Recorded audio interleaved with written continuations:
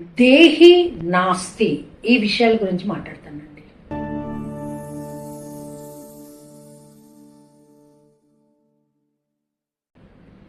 దేహి నాస్తి రెండు సంస్కృత పదాలు. దేహి అంటే ఒకరి దగ్గర నుంచి దేహి అని అడిగి తీసుకోవటం, నాస్తి లేదు అని చెప్పటం.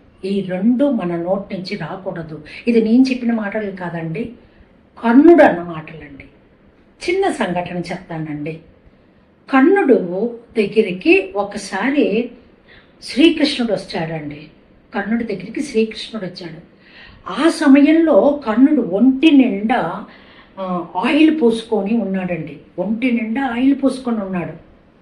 కింద నుంచి ఆయిల్ తీస్తున్నాడు, ఒళ్ళంతా పూసుకుంటున్నాడు. అభ్యంగన స్నానం చేయటానికి రెడీ అయి ఉన్నాడండి. కుడి చేతితో మొత్తం పూసుకుంటున్నాడు, ఎడం చేతిలో గిన్నె ఉంది, గిన్నెలోంచి తీసుకుంటున్నాడు, పూసుకుంటూ ఉన్నాడు అనమాట. తల నిండా పట్టించాడు. స్నానానికి బయలుదేరుతూ ఉన్న సమయంలో కృష్ణుడు వచ్చాడండి. ఈయనటి వెళ్ళాడు, కృష్ణుడు వచ్చాడు. టేబుల్ మీద మంచిగా ఒక పాత్ర కనిపించిందండి. రత్నాలు అన్ని పొదిగిన పాత్ర సూపర్గా అనిపించింది. కృష్ణుడికి నచ్చింది. ఆ పాత్ర నచ్చి లోపలికి వచ్చేప్పటికి కర్ణుడు చూశాడండి.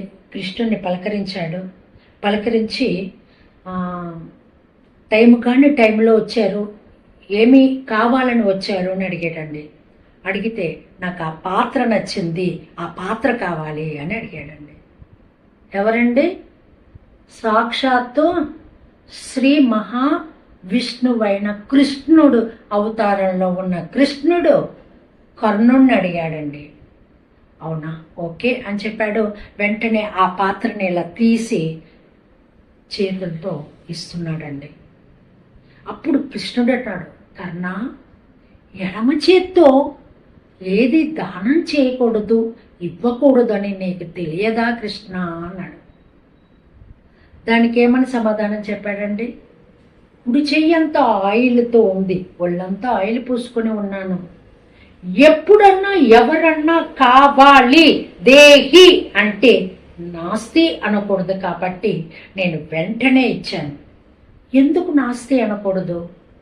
ఈరోజు ఇప్పుడు నువ్వు అడిగినప్పుడు నేను జీవంతో ఉన్నా.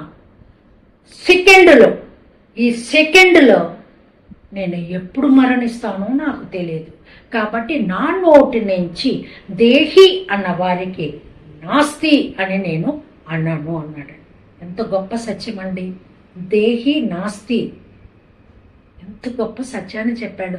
నాస్తి అనేది మన నోటి నుంచి రాకూడదట. ఎవరిని దేహి అని అడగకూడదు. దేహిని అడిగితే కనుక మనం కాదనకుండా ఉన్నంతలోనే ఇవ్వాలి. వాళ్ళు 100 రూపాయలు అడిగితే అట్లీస్ట్ 10 రూపాయలన్నా ఇవ్వాలి. నో అని మాత్రము చెప్పకూడదు అని ఈ యొక్క సంఘటన వలన మనకి అర్థమైన విషయం. సర్వేజన సుఖినో భవంతు. స్వస్తి.